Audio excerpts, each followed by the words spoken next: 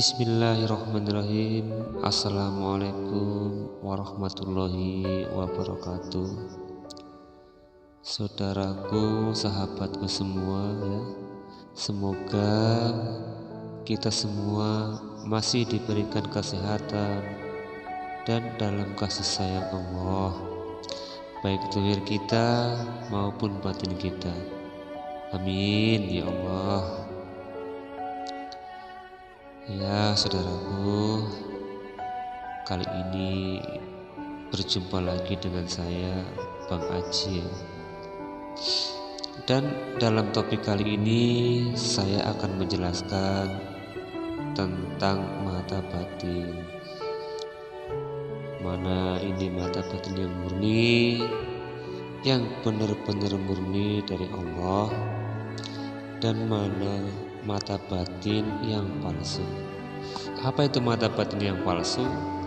Mata batin yang palsu itu yaitu timbulnya dari setan ya. Bisikan-bisikan begitu. Untuk saudaraku yang ingin mengenal mata batin atau yang baru-baru belajar mata batin, harus hati-hati. Jangan sampai kita terkecoh karena di dalam kita mempelajari atau memahami mata batin itu, kita akan disesatkan sama setan kalau kita tidak benar-benar paham. Soalnya bagi yang awam yang sama sekali tidak pernah tahu tentang gaib, biasanya tiba-tiba langsung ingin belajar dan cepat bisa ya. Padahal disinilah kesempatan setan untuk menyesatkan kita. Ini ada banyak orang ya saudaraku yang datang sama saya minta belajar mata batin, ingin tahu tentang mata batin. Mereka itu biasanya bertanya sama saya rata-rata begini saudaraku, Mas Aji, saya ingin belajar mata batin, saya ingin melihat jin, ingin bisa membaca pikiran orang lain dan lain-lain. Dan kiranya Mas Aji berkenan saya belajar, persyaratannya apa ya Mas Aji, dan maharnya berapa? Biarpun maharnya besar tidak masalah, yang penting aku cepat bisa. Begitu ya saudaraku, pertanyaan mereka itu rata-rata seperti itu. Dan setiap pertanyaan seperti itu saya hanya tersenyum. Kemudian saya jawab, Pak, Mas, Mbak, Pak D, Bu D, seandainya mata batin itu bisa dijual belikan, saya pasang baliho di depan rumah saya dan saya tulis jual mata batin, belajar mata batin secara instan. Tingkatan biasa 300.000, tingkatan menengah 600.000, tingkatan guru 3 juta. Wah, kaya saya saudara. Itulah saudaraku, zaman ini semakin rumit. Banyak orang yang ingin belajar, tapi banyak orang yang memanfaatkan kita. Ya, hati-hati. Mempelajari mata batin itu bukan dengan cara seperti itu ya.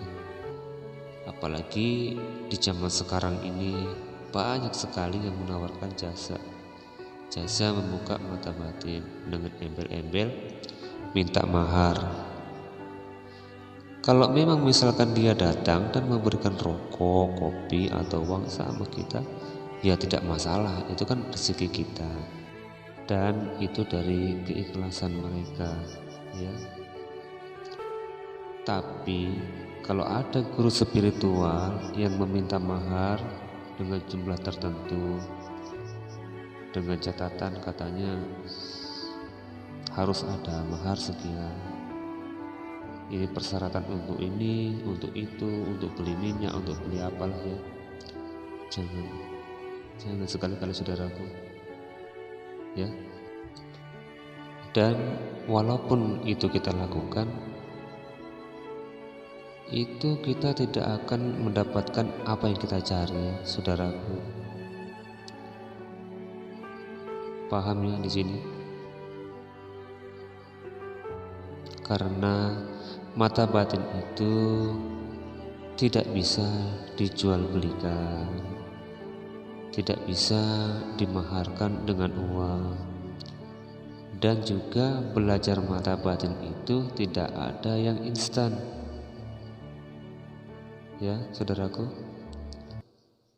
Walaupun ada yang instan, itu yang kita dapat bukan mata batin, itu bisa saja ilusi, ya, bisa saja dari bisikan-bisikan setan. Ada juga istilah Jawa prewangan, ya. Prewangan ini ada dua macam. Ada yang untuk kejahatan dan untuk kebaikan, untuk menolong. Tapi dalam hal prewangan ini, kalau bisa jangan dipelajari, saudaraku. Karena meskipun baik, ini adalah jin. Jangan dipelajari, ya. Karena kita nggak akan tahu nanti. Lama-lama bisa menyesatkan, kan kita yang repot, iya kan? Kalau ada yang belum paham prewangan itu jin, ya saudaraku. Dan jin itu bertugas membisiki kita. Jadi seolah-olah kita tahu masa lalu orang lain, masa depan orang lain, dan hal-hal gaib lainnya. Misalkan bisa membaca masa depan, ya.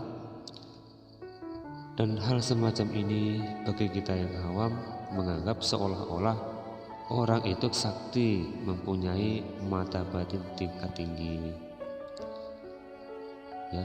Ada gelar Gus, Kiai, atau bahkan wali. Hati-hati saudaraku, karena bisikan-bisikan seperti ini nyaris sama dengan mata batin, hampir tidak ada bedanya, ya. Jadi di sini untuk saudaraku, haruslah cari pembimbing yang benar, ya. Kalau ingin mempelajari sebuah mata batin, carilah kiai-kiai yang betul kiai, ya, yang dekat sekali dalam hal-hal agama, ya. Hati-hati, sekarang banyak dukun yang mengaku kiai, ya kan? Itu banyak mengaku Gus, bahkan katanya keturunan wali. Tapi apa yang diajarkan berbeda, sangat berbeda sekali dengan syariat. Hati-hati, ya saudaraku. Terus yang kedua, saya mau membahas mata batin yang sesungguhnya. Contohnya bagaimana dan ciri-cirinya seperti apa, serta cara mendapatkan dengan cara apa, saya jabarkan saudaraku. Contoh mata batin yang murni itu ibarat kita berdiri di depan kolam. Misalkan di situ ada beberapa kolam, tapi tepat di depan kita itu kolam itu keruh. Padahal kolam di sisi-sisi lainnya, di samping-sampingnya itu jernih semua. Dan di situ kita punya rasa penasaran sama kolam yang satu ini. Kenapa kok airnya keruh? Terus dalam hati kita bertanya dan kita berpikir, kok sepertinya ada yang aneh, ya. Air di dalam kolam ini kok tidak pernah jernih. Padahal kolam di samping-sampingnya jernih. Tapi ini kok lain. Di dasar kolam ini ada apanya? Nah, disinilah contoh mata batin itu, saudaraku. Kalau air di dalam kolam itu airnya keruh, maka kita tidak akan pernah bisa melihat isi di dasar kolam itu tadi, ya. dan hati kita hanya timbul rasa penasaran dan penasaran saja selamanya. Terus bagaimana caranya kita bisa melihat isi dalam kolam tadi? Otomatis secara logika, caranya kita harus menyaring sedikit demi sedikit. Ya, kita saring sedikit demi sedikit air itu.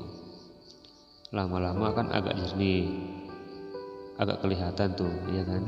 Nah, semakin kita saring air itu, maka mulailah ada nampak di dalam kolam itu. Ya, kita nggak perlu meraba-raba dengan tangan kita mencari sesuatu yang ada di dasar kolam tadi. Tapi itu belum jelas, masih samar-samar. Dan makin lama kita saring sampai jernih, maka mulailah nampaklah itu di dalam dan kelihatan. Oh, bahwa yang membuat kolam keruh tadi ternyata ada buaya, ada seekor buaya di dasar kolam. Nah, di sini sudah jelas ya saudaraku. Setelah kita saring, kita bisa melihat isi yang ada di dasar kolam tadi hanya dengan cara berdiri di depan kolam itu tadi, ya. Karena airnya jernih, kita tidak perlu turun ke dasar kolam tadi meraba-raba dengan tangan.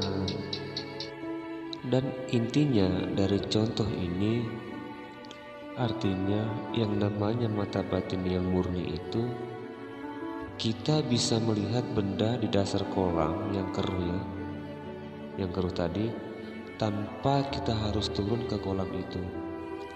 Jadi kita cukup berdiri di depan kolam itu, maka kita sudah tahu isi benda yang ada di dasar kolam itu tadi, ya. Dari contoh ini, mudah-mudahan saudaraku semua sudah paham.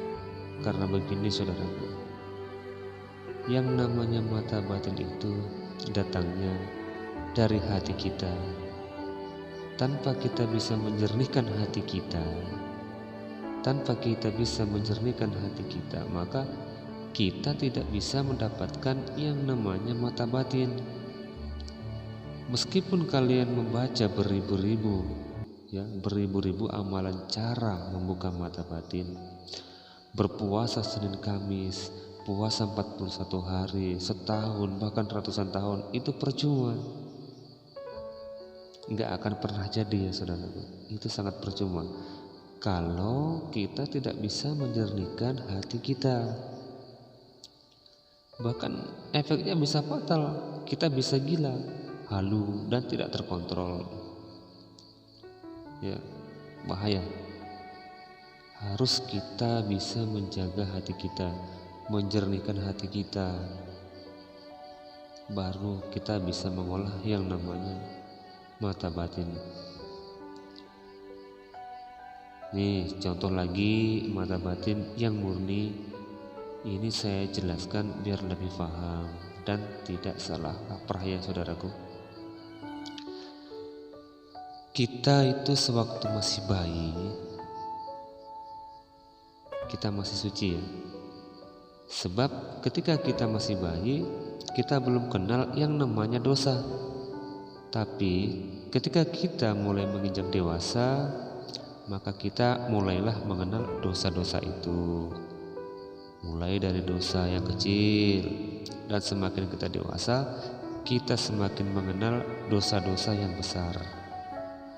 Sudah pandai berbohong, kenal yang namanya minuman keras, ya, kenal lawan jenis, dan masih banyak hal-hal buruk yang kita tahu.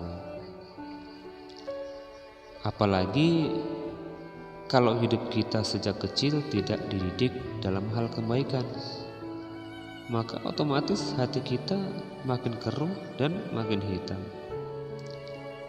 Dan di sini kalau kita mau belajar mata batin, harus memperbaiki diri kita dulu, belajar menjernihkan hati kita dulu, batin kita. Caranya bagaimana? Ya, yang pertama kita harus memperbaiki budi pekerti kita. belajar jujur, perbaiki ibadah kita, dan intinya kita harus belajar kebaikan. Baru kita melangkah mempelajari yang namanya mata batin. Begitu ya saudaraku. Dan sebenarnya kita sebagai manusia itu memang dituntut untuk mempelajari yang namanya mata batin ini. Karena kenapa? Karena mata batin ini sangatlah dibutuhkan semua umat manusia. Dibutuhkan jasmani kita dan dibutuhkan rohani kita. Tidak mengenal ras dan agama, semua bisa belajar. Ya, saudaraku, karena kenapa? Itu semua berguna supaya kita lebih dekat sama Sang Pencipta kita dan lebih mengenalnya, ya, supaya hidup kita ini tenang, tentram, bisa mengendalikan hawa nafsu kita, bisa lebih bersyukur, bisa mengontrol jiwa dan raga kita. Dan yang paling utama, fungsi mata batin ini untuk bekal kelak sewaktu kita dipanggil sama Sang Pencipta kita. Ya. Oke, saudaraku. Mudah-mudahan dengan cerita-cerita saya ini, saudaraku sudah bisa memahaminya dan bisa mencernanya. Ambil sisi baiknya dan buang sisi jeleknya. Dan saya mohon maaf apabila ada kekurangan ya saudaraku. Apabila ada kekurangan penyampaian saya dan salah kata-kata saya dalam ucapan saya mohon maaf yang sebesar-besarnya kepada saudaraku semua. Karena saya juga manusia biasa yang tak luput dari dosa-dosa juga. Oh ya, saudaraku, untuk video yang berikutnya, insya Allah kalau masih saya panjang umur, saya akan memberikan ilmu-ilmu dan tata cara tentang membuka mata batin yang benar. Oke ya, saudaraku, sampai di sini dulu. Semoga saya dan saudaraku semua selalu dalam kesehatan sehingga kita bisa jumpa lagi di esok hari. Oke, saudaraku, assalamualaikum warahmatullahi wabarakatuh.